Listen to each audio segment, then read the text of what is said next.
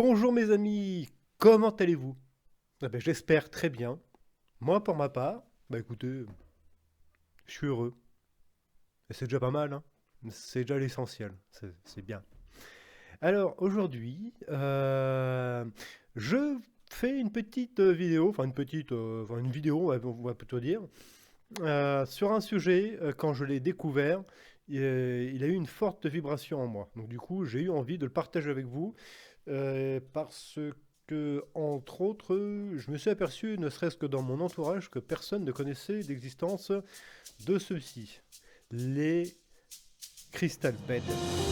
Les crystal beds. Je connaissais pas non plus, hein.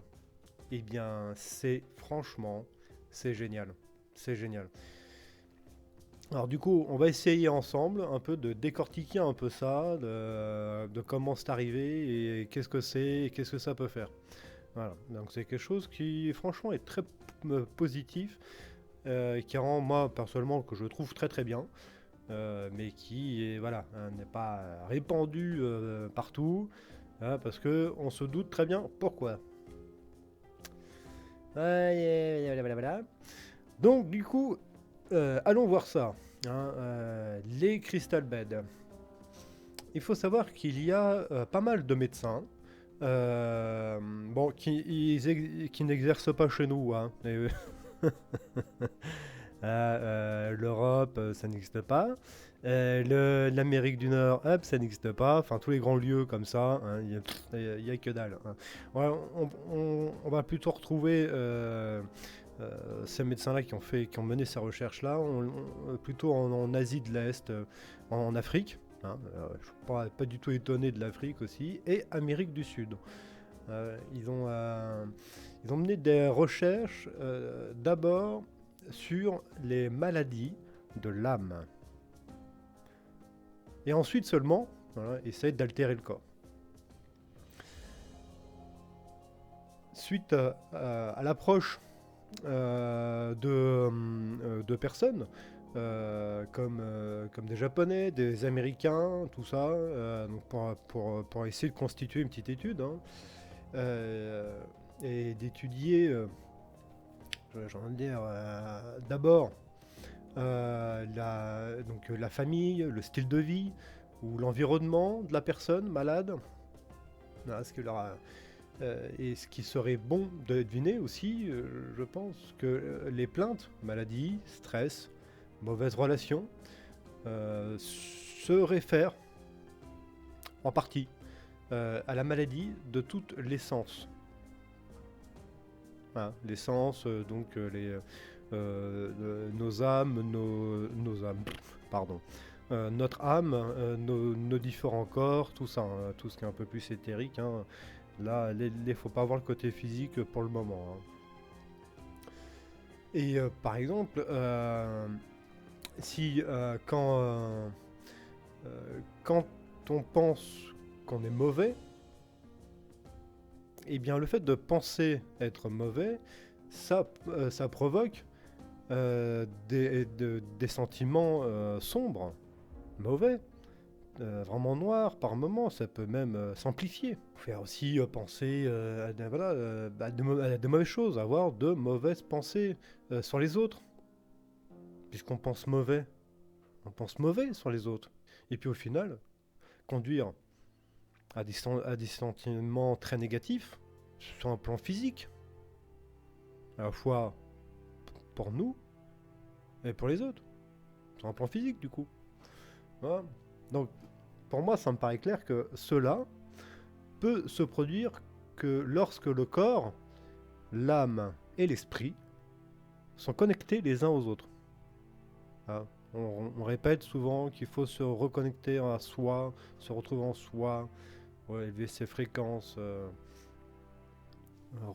pour certains, retrouver son enfant intérieur, choses comme ça. Enfin, on entend tout plein de choses pour se reconnecter à soi, pour se retrouver soi, et c'est pas pour rien. C'est pas pour rien. En réussissant à se reconnecter à soi et à élever nos vibrations, eh bien, progressivement, on peut s'apercevoir qu'on a la capacité de s'auto-soigner. Hein, c'est pas forcément faux, hein, ce que je dis. Et donc, du coup, de revenir à un état d'équilibre normal. Voilà, en retrouvant sa souveraineté, voilà, on se redirige soi, on se retrouve soi. Et donc, du coup, l'équilibre est une harmonie entre le corps, l'âme et l'esprit. Et une harmonie entre un être humain et l'environnement environnant, hein, c'est très important. Les personnes harmonisées, si je puis dire, sont dans une énergie de vie et utilisent leur potentiel de manière créative. Eh oui. Eh oui, oui, oui, oui, oui, oui. Ce sont les personnes qui se sentent satisfaites d'elles-mêmes et de leur activité. Et donc, là, dans ce type de traitement, l'attention est portée vraiment sur la personne, pas sur ça ou ses maladies, hein. Vraiment la personne. Alors on sait que dans le temps, si je peux dire, hein, là il faut remonter loin, hein, vraiment loin. Les cristaux de quartz étaient déjà utilisés et vraiment appréciés pour leurs propriétés curatives, purifiantes. Donc déjà à l'époque, je dirais déjà, on va commencer à parler de l'Antiquité, hein, déjà à cette époque-là, on utilisait ces cristaux pour leurs propriétés. Pourquoi a-t-on arrêté? Ah, ça. Il y a ça, bah ça, le DS est passé par là, hein. Voilà, ça comme ça, on le sait. Et donc du coup, ces cristaux aident à cette auto-guérison. Ils aident à amener l'esprit, le corps, à l'intégrité et à l'harmonie. Et donc du coup, comme nous pouvons voir sur les photos qui défilent devant nous, donc c'est un mécanisme, on va dire, de luminothérapie un peu, presque on va dire cristalline, parce que du coup ça passe par un cristal naturel. Et donc du coup c'est on va retrouver des cristaux de montagne au sommet des petits leviers que l'on peut voir en haut, hein, multiparties. On a un bras avec 7 cristaux qui vont représenter les 7 chakras. Et ça, on va voir un peu plus bas. Les cristaux de quartz utilisés dans la thérapie se sont développés dans les entrailles de la Terre à partir de gaz et de minéraux. Hein, il y a environ, on estime à environ 2 millions d'années. Hein. Donc cette thérapie est basée sur le principe du triple traitement. Alors pourquoi triple ? On va retrouver la musique, donc c'est des musiques avec des fréquences particulières, en fonction de son choix. Je crois que c'est 528 Hz, 432 Hz, voilà, en fonction de ce qu'on recherche et de ce qu'on souhaite et de ce qu'on ressent au fond de nous. Donc musique, les cristaux de quartz, et la lumière colorée qui crée des vibrations. La lumière crée une vibration, tout est vibration, tout vibre à une fréquence différente, mais tout est vibration. Donc du coup, ça crée des vibrations dont les fréquences équilibrent les systèmes énergétiques de la personne à travers les chakras ou les centres énergétiques. La principale présomption pour une bonne santé est en effet la libre circulation de l'énergie dans les chakras. Ça commence un petit peu à causer là. Hein. Alors, les chakras. On entend souvent parler de ça, des chakras. Alors, les chakras régulent, maintiennent et dirigent les facettes physiques, émotionnelles, spirituelles de notre essence sur le plan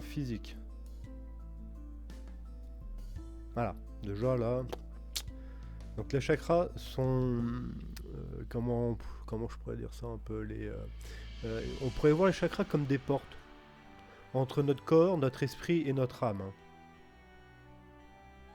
C'est comme ça que je vois un peu les choses et suite à mes recherches, un petit peu ce que j'ai pu trouver. Donc le terme chakra provient alors j'espère bien le prononcer, du sanskrit et signifie la roue de la lumière. C'est beau, hein? Donc selon la médecine traditionnelle indienne, allons voir les Indiens, ce sont les tourbillons de matière fine en rotation en forme de roue qui sont situés à la surface du corps fin. Alors n'hésitez pas à faire une pause pour réécouter la phrase, parce qu'on la capte pas toujours du premier coup. Hein. Moi je l'ai lu plusieurs fois. Quand j'ai trouvé ça, j'ai fait ah, là, il faut que je recommence. Ah, d'accord, ok. Du coup, dans le cas de nombreuses personnes, les chakras fonctionnent avec un très petit pouvoir, car les problèmes de la vie, on les retrouve, hein, et les émotions, ils sont coincés. Voilà. Hein, pourquoi on parle souvent de libérer notre cœur, de nous libérer, de nous sentir légers. C'est entre autres par rapport à ces fameux chakras. Voilà. Et d'ailleurs, quand on le fait, on sent qu'on se sent mieux, on se sent plus léger, on se sent bien, on se sent respirer, on fait... Ouais.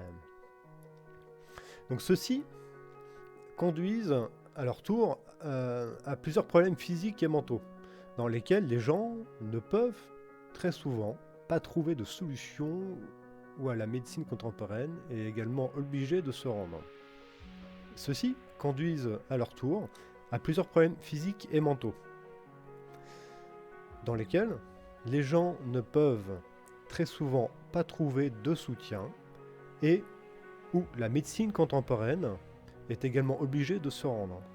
La plupart d'entre nous, d'ailleurs, réagissent aux expériences désagréables en bloquant nos sens, hein, et donc en arrêtant notre flux naturel d'énergie. Alors quand on fait attention, on s'aperçoit qu'on le fait. On se bloque par moment, on fait des trucs... non. Et comme j'ai pu le voir, expérience désagréable, hop, on se ferme. Je sais pas, on se sent, on se dit, on va se mettre en sécurité là. Et alors du coup, ça bloque tout ça. Donc cela entrave le développement et la maturation des chakras. Du coup, ça impacte. Tout ce qu'on fait en physique impacte dans l'invisible. Ce qui conduit à bloquer certaines des fonctions psychologiques parfaitement équilibrées. Voilà, du coup, voilà. Lorsque le flux d'énergie s'affaiblit, cela peut être probablement entraîné par un problème physique. On va retrouver la maladie. Cela s'applique à tous les chakras. Lorsque nous supprimons une expérience ou alors un sentiment, par exemple, hein, nous bloquons avec cela le chakra respectif et le déformons. Les chakras sont alors bloqués, obstrués par cette énergie qui a été stoppée net. Et, du coup, le flux d'énergie ne peut plus se faire. Hein. Donc du coup, ça, voilà, ces chakras commenceront à tourner de manière inégale, ou dans le sens inverse des aiguilles d'une montre. Ouais, ça c'est moche. Hein. Ça, il faut un peu éviter. Hein. Parce que d'après ce que j'ai pu apprendre ou voir, quand ça commence à tourner dans l'autre sens, je conseille pas. Hein. Franchement. Du coup, si vous tombez malade, à la suite de cela, le chakra est gravement endommagé. On parle souvent de là, je te raligne les chakras, je te fais un soin sur les chakras, les trucs, les machins. Donc lorsque les chakras fonctionnent normalement, ils sont tous ouverts. Ouais, je crois que j'ai tous ouverts. Pardon. Tous ouverts. Donc ça tourbillonne dans les sens des aiguilles d'une montre, et donc du coup ça acquiert généralement de l'extérieur l'énergie nécessaire qui est distinctive pour tout le monde. Voilà. Alors, après, dans ce que j'ai pu voir, attention à mettre entre guillemets, les spécialistes du traitement alternatif auraient tendance à dire que lorsque la personne est jeune et pleine de vie, les chakras tournent de manière synchrone et à une vitesse uniforme. Hein. Mais lorsqu'une personne vieillit, le mouvement des centres d'énergie deviennent, je dirais, irréguliers, quoi. Ils ne sont plus du tout uniformes. Donc du coup, ça accélère le vieillissement et affaiblit le système immunitaire. Alors du coup, quand on a un peu branché spirituel, énergie, chakra, tout ça, ça permet d'apprendre, de découvrir des trucs. On fait, c'est pas mal ça. Effectivement, maintenant ça me parle. Ça me parle. Les chakras, voilà, c'est important de se retrouver soi, de se réaligner. Et en faisant tout ce travail, on réaligne nos chakras et on retrouve un équilibre dans nos chakras. On retrouve un équilibre dans nos chakras. Hein. Parce que le mouvement de l'énergie peut également être perturbé, ça il faut le savoir, par le stress. Un style de vie malsain ou des émotions excessives. Donc la fonction principale des chakras est l'échange d'énergie entre le corps humain et l'environnement qui environne autour. Donc il y a aussi les pensées, les émotions négatives qui conduisent à des maladies. Parce que le flux d'énergie est déformé. Donc du coup, si c'est déformé, il n'y a plus d'équilibre. Donc du coup, ça part en cacahuète à côté. Hey. Donc il est plus facile d'altérer les troubles énergétiques purs que ceux qui se sont déjà développés sous la forme de maladies physiques. Ça aussi, il faut le savoir. Il faut le savoir. Moi, je l'ai appris en faisant une petite recherche. Là, je ne fais que vous relater ce que moi j'ai pu découvrir là-dessus pour le partager et vous en faire part. Alors, du coup, les chakras, depuis tout à l'heure, on en parle, c'est bien. Moi, personnellement, je les connais pas tous. Il y en a qui les connaissent par cœur, chakra cœur, chakra couronne, chakra machin. Ok, donc alors, on sait qui sont là. Mais alors, du coup, c'est qui, c'est quoi? Donc là, on va parler des 7 chakras. J'ai ouï dire qu'il y en avait plus, mais en tout cas, là, on va se concentrer sur les 7. Parmi les autres, c'est dans ce que j'appelle le monde de l'invisible. Du coup, ce que j'ai trouvé sur ces chakras. Le premier, le chakra de la couronne. Donc, le chakra de la couronne est comme un lotus de 1000 pétales qui nous relie à la divinité. La lumière cristalline violette a un effet curatif sur le système nerveux. La psyché, le cerveau, les reins, la vessie et les ganglions lymphatiques. Il purifie le sang et empêche la formation de tumeurs. Le violet augmente la sensibilité à un effet calmant. Voilà, donc ça c'est ce que j'ai trouvé sur le premier chakra. Le deuxième, le troisième œil, ou la glande pinéale, est liée à la vue interne. Bon, ça parce que maintenant on s'en doute un peu, on parle souvent du troisième œil, à la visualisation et à la création. C'est sympa ça. La lumière cristalline bleu indigo a un effet cicatrisant sur les yeux, le nez, les oreilles et qu'est-ce que j'ai trouvé d'autre, les poumons. Il traite l'asthme, les eczémas, guérit les plaies et les varices, soulage le stress et influence les niveaux émotionnels et mentaux.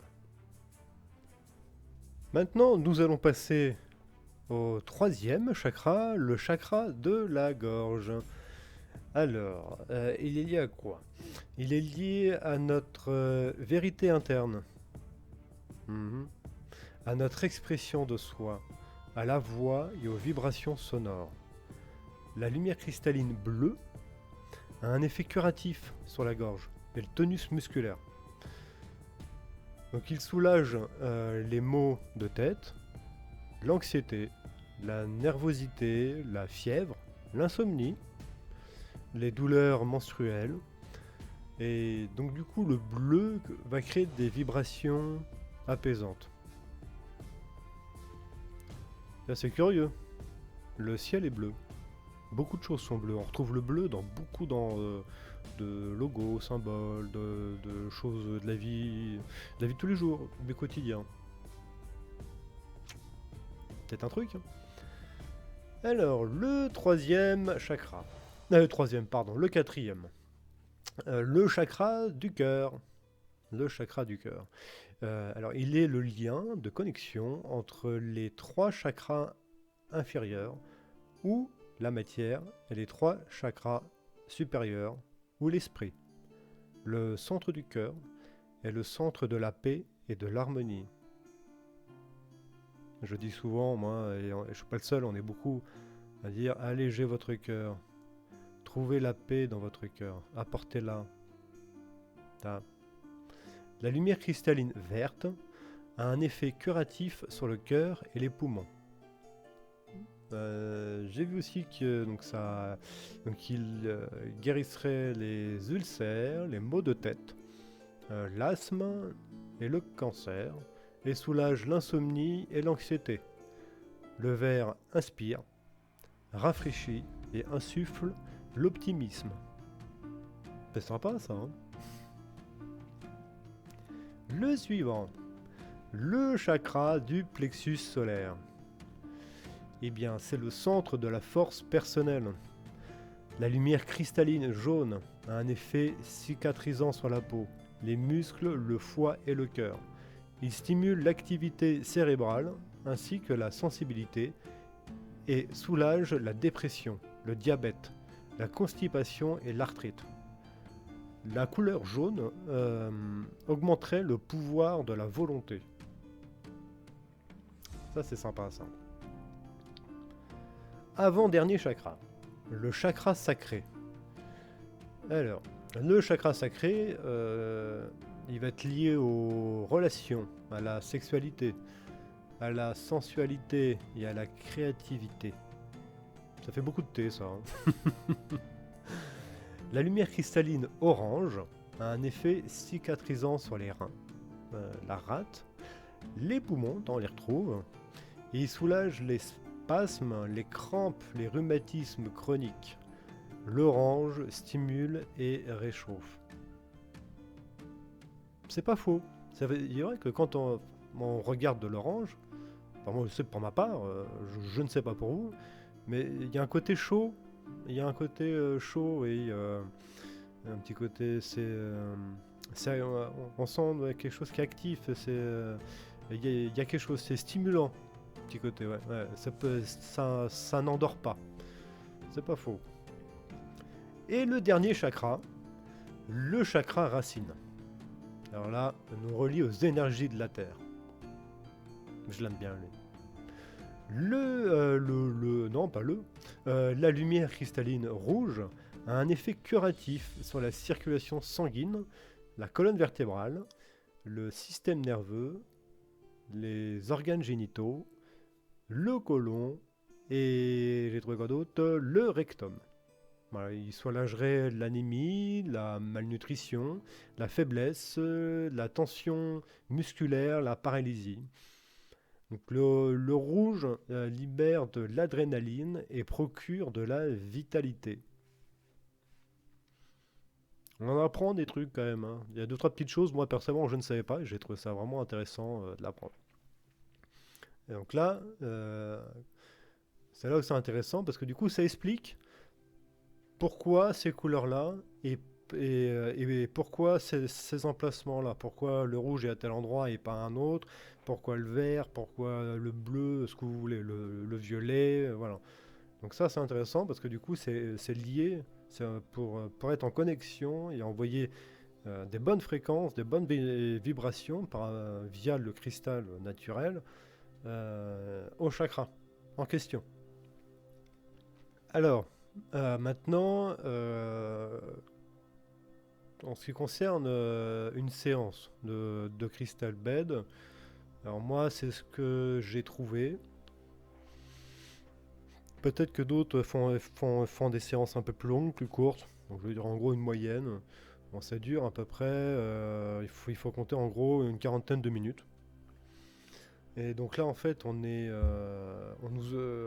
là on s'allonge sur un lit particulier.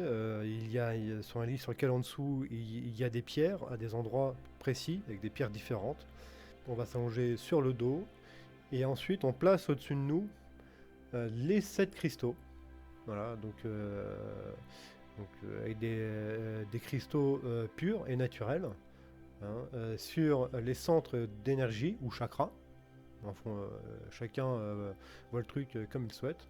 Et donc du coup, chaque cristal de quartz permet de rayonner une fréquence de vibration spécifique à une couleur spécifique à chaque chakra en particulier. Voilà, donc du coup pendant la séance, les cristaux vont rayonner de l'énergie lumineuse et des couleurs du chakra racine au chakra de la couronne. Donc là on s'imagine bien, hein, en gros des pieds à la tête. Hein. Donc ces lumières clignotent à un rythme spécifique, ça leur permet de purifier et d'aligner nos énergies. Et tout ça en même temps que l'on écoute de la musique apaisante, hein, qui nous aide à nous détendre encore plus, pour qu'on puisse s'ouvrir aux vibrations de guérison qui circulent dans notre corps. Et donc du coup, le Crystal Bed améliorerait, attention, peut-être, hein, parce que moi personnellement je n'en ai jamais fait, donc je ne peux pas témoigner de quelque chose, je ne fais que relater ce que j'ai pu trouver. Donc le Crystal Bed améliorerait notre système immunitaire et permettrait d'équilibrer et de purifier notre corps mental, émotionnel et physique. Alors je ne serais pas étonné, hein. Honnêtement, je ne serais pas étonné. Alors il est dit que pendant la séance, euh, on peut, euh, on peut ressentir la sensation de chaleur ou des épingles et des aiguilles dans certaines parties du corps. Hein, une sensation, des petites aiguilles, des trucs, des machins. Donc habituellement les cristaux nous emmènent à la relaxation suprême et à un état calme, afin que on puisse simplement nous endormir et nous sentir extrêmement rafraîchis au réveil. Bah, c'est cool, on fait une sieste de 40 minutes, piche, pam palop, on est tout frais, c'est génial. Et puis en même temps, d'après ce que j'ai pu voir, enfin voir quand je dis voir, c'est trouver sur internet, hein, parce que je suis allé voir sur plein de sources, plein de trucs, tous les trucs un peu inimaginables. Et il a été dit à certains moments que on pouvait même avoir, pour certains, une certaine expérience spirituelle. Voilà. Bon. Ça peut être vraiment sympa de tester quand même, j'ai l'impression. Hein. Et donc du coup, les fameux cristaux, sur nous, quand on est allongé, hein, fonctionnent comme des petits lasers naturels en concentrant, grossissant et rayonnant l'énergie cristalline vers les 7 centres d'énergie de notre corps, hein, donc les 7 chakras. Et du coup, j'ai envie de dire, la thérapie du Crystal Bed pourrait être un moyen assez puissant, hein, de libérer nos obstacles, les impasses que l'on a formés dans nos chakras. Ça peut être une solution, voilà, qui est entièrement naturelle, qui fait pas mal et qui vit vraiment sur de très bonnes fréquences, qui est très, très positif, très bienveillant. Donc je pense vraiment c'est vraiment quelque chose. Si quelqu'un sait si ça existe en France, ça peut être très intéressant de pouvoir le partager à tout le monde, parce que ça pourrait intéresser des gens d'aller essayer ça. Hein. Ça peut être, ça peut être une bonne expérience. Voilà. Alors maintenant, pour une approche un peu plus scientifique, hein, de cette luminothérapie par le cristal. Voilà ce que j'ai trouvé dessus, ce que j'en ai un peu retenu. Donc on sait que dans le corps humain, donc le corps humain est fait jusqu'à 70% d'eau, hein. Ça, c'est pas nouveau, personne n'invente, hein. Et donc du coup, les molécules d'eau peuvent prendre diverses formes. Ça, c'est pas nouveau. Dans les cellules saines du corps, les molécules d'eau sont de forme régulière. Ça, vous pouvez chacun aller voir, faire des recherches là-dessus, c'est vrai que oui, oui, oui. Mais dans les cellules d'un corps endommagé, bah, du coup, les molécules d'eau s'en retrouvent forcément impactées et donc sont irrégulières. Donc la structure moléculaire des cristaux est l'une des plus régulières que l'on puisse trouver dans la nature. Ça, franchement, je ne suis pas étonné. C'est quelque chose de naturel qui existe depuis belle lurette, qu'on utilise encore. Voilà. On sait que les cristaux ont une certaine énergie, hein, dégagent quelque chose, hein. La lumière qui passe par le cristal résonne avec sa structure et qui, à son tour, influence les molécules d'eau dans nos cellules, les rendant à nouveau belles, hein, et de belles formes. Enfin, vraiment, ça les rend vraiment régulières. La structure de l'eau altère dans notre corps, hein, elle change tout le temps. Donc ça, on pourrait voir que ça signifierait qu'une explication de l'effet curatif de la thérapie par les cristaux est que la vibration qui se produit dans les cristaux résonne avec les molécules d'eau de notre corps et améliore donc leur structure. La plupart de nos compréhensions scientifiques dans le domaine de la thérapie par les cristaux proviennent du docteur, alors je ne le connais pas, docteur Marcel Vogel, qui a consacré sa vie à l'étude des cristaux de quartz. Il a effectué divers tests au cours duquel il a étudié la capacité des cristaux à affecter le processus physique. Donc ça, c'est une étude qui est vraiment intéressante, ça. Donc les résultats de ces expériences sont les suivantes. Du coup, c'est celles que j'ai trouvées. Donc un cristal qui est coupé d'une certaine manière génère une vibration constante, continue, à la même fréquence que l'eau dans son état le plus pur. Ça, c'est bon à savoir. Le deuxième truc que j'ai trouvé, c'est l'eau qui est en mouvement accepte la vibration du cristal par l'interaction résonante et via la charge transférée. Elle restructure l'eau. C'est balèze un cristal quand même, hein. Et le troisième que j'ai trouvé, un cristal taillé est capable de changer la structure de l'eau, hein, comme on a pu voir juste au-dessus.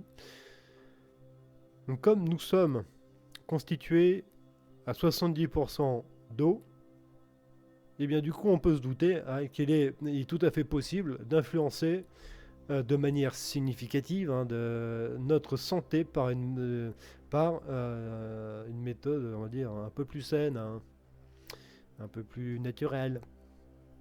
Là c'est simple, c'est juste la lumière qui passe à travers un cristal, hop, piche, elle nous éclaire la zone pendant 40 minutes, et ça nous fait un bien fou, ça nous régénère.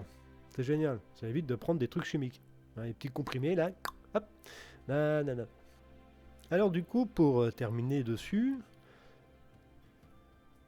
sur le retour d'expérience des gens, c'est quelque chose qui va être complètement individuel. Chacun va vivre quelque chose de différent par rapport à son voisin.